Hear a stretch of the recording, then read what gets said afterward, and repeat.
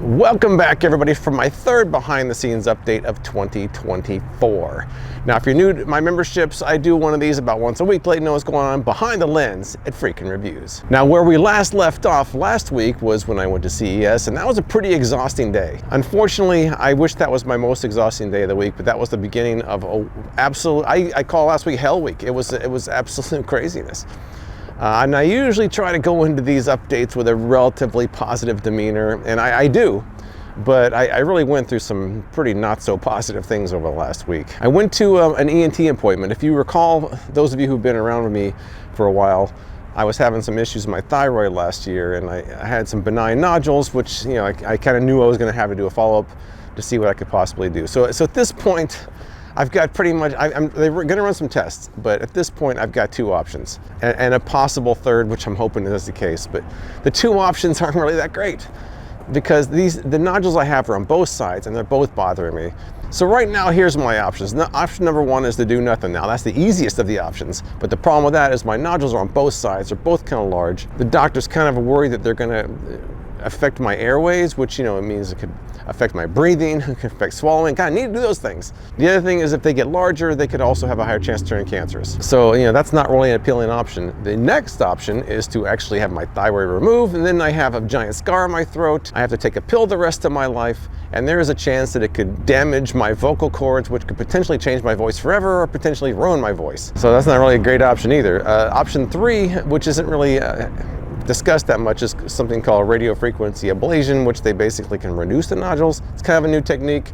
Not a lot of doctors do it. I'm not even sure if I'm a candidate for it, so I have to get through another round of tests, and I'll let you know probably in a month or two what's going on with that. Now, I wish that was the easiest thing I had to deal with last week, but it wasn't. I'm not even going to get into all the things that have been just so distracting and so time-consuming outside of my normal work. So on Thursday, I get a phone call from a friend of mine and a mutual friend of ours who's a dear friend of mine I've known for 25 years. Had been in the hospital having suffered a heart attack. I didn't know the condition he was in, nor did my friend, so Brandon and I went down to the hospital. Brandon's known him since he was a little kid.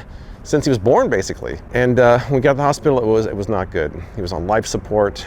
They said it was just a matter of time. And unfortunately, my friend passed away on Saturday morning. So that was rough, man. It's like to lose a friend. I just went to a hockey game with him. Every hockey game I've ever been to has been with him. I went to a game with him a few weeks ago. At that game, he was just saying how good he felt and how happy he was. He was making all these plans for the future. It's like, man, that hits hard. Someone that you've known that long, who's just so vibrant, it's tough, man. It is tough. So that's really kind of affected me in many ways. But it really kind of plays into what I've been dealing with for the last several years. And when you hit your 50s, and I'm 55 years old now, when you hit your 50s, you start thinking about what's my purpose in life? What do I have time left to do? What makes me happy? Am I happy? And you start thinking about all kinds of those things like that. And so when something like this happens, it really brings that into focus. Like, you need to start thinking about what makes you happy and what's going to make you happy. What can you do to make yourself happy? Because you don't know when your number's next. I mean, everybody wants to have a purpose in life, but not everybody necessarily finds it or even knows what that is. I feel like in my case, as I've gotten older, I've had many purposes in my life. When I was in my 30s, I had a very definite purpose of raising my kids, but that's not my purpose anymore. My kids are older. I still love them, but that's not my focus anymore. And plane's flying over. So, I think I'm kind of at a phase in life where, I've transitioned into this kind of, a middle-aged person that doesn't have little kids anymore. And, like I have a career that I enjoy very much, but, is that my purpose in life? I don't even know. I'm not even sure at this point what my purpose in life is. But I will say that one of the reasons that I've stayed relatively happy with YouTube, unlike a lot of people I know, is because I never really scaled it up. I've stayed a one-man show since day one, and I intend to stay pretty much a one-man show as long as I can. When you start adding all these different people and having all these employees and it becomes a bigger business, you might scale everything up, but you also scale up your amount of stress and you scale up a lot of the responsibilities. And I just, I kind of like simplicity. I like being simple. I scale up as much production-wise as I can do myself firsthand. I'll never have the kind of camera quality that you'll see on someone like Unbox Therapy. I also don't have a staff either. I don't subscribe to this whole hustle culture, because maybe in your 30s it's okay, but your 50s, at that point you're starting to look at the end game. you realize that you have more of your life behind you than in front of you. You have to start thinking about how to ration the time you have left, because you don't know. I could have 30 years, I could have 3, I could have a month. You never know. Just like my friend, he had all these plans for the future that unfortunately are not going to happen now, and that's upsetting. So yeah, I've kind of gone through quite a bit this past week. But also, in a way, it's also made me kind of revisit a lot of these deep-seated issues that I think most people have to eventually address one way or the other. And as much as I enjoy YouTube, which I really do, and by the way, if I end up having to do option 2 for my thyroid, which is surgery, I'm gonna have to take a long break. So I don't really want to, but if I can't talk, I can't really make videos. So there's a chance I might have to have a long break this year, which I'm not real thrilled about. But I'll let you know much closer to that date. But something I've decided I think I want to do, and I think I'm ready for it, is to launch a second channel, just to do whatever I want to do. That's kind of what I do a little bit in these members videos. Like I can just kind of sit here and talk, and I don't have to worry about the algorithm or anything like that. I love doing that. And there's another plane again. But I think with the second channel, I'm gonna, I haven't really thought much about it, but I think with a second channel idea, it won't be product reviews.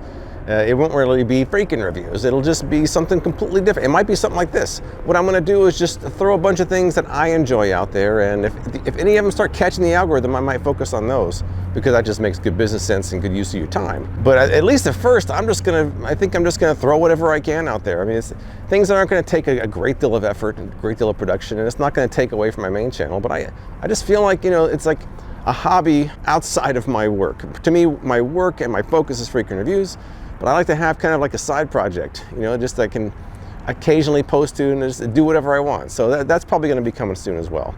And this channel memberships are also going to continue at the same time. That sounds like a lot, but when you're a one-man show, you can make it happen if you know how to budget your time properly, and I'm pretty good at that. My house is kind of a mess. My room is a mess. I don't budget my time for cleaning. I budget my time for video production pretty well.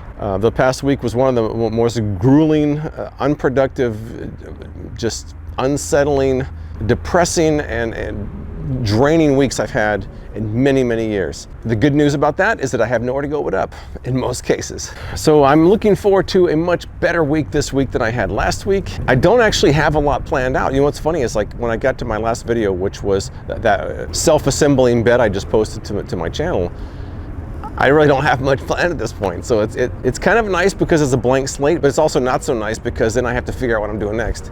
But what I'm gonna start doing is planning this second channel idea into there somewhere. I'm not sure how that's gonna work yet, but it's going to happen at some point. And I also have, for my main channel, a kind of a new show idea that's gonna at some point happen, but that's gonna take a lot more work. So a lot going on this week. Not all of it good, but most of the bad, I think, is behind me. So that's all good, at least. But that's all I've got for this week as far as this update goes. I hope all of you guys are having a great January, and hope a lot of you are staying warm because it's cold around a lot of the country. But I do appreciate every one of you who are members to my channel. It really means a lot to me for you to take the time and the effort to support my channel. So I appreciate you guys watching, and I'll see you next time.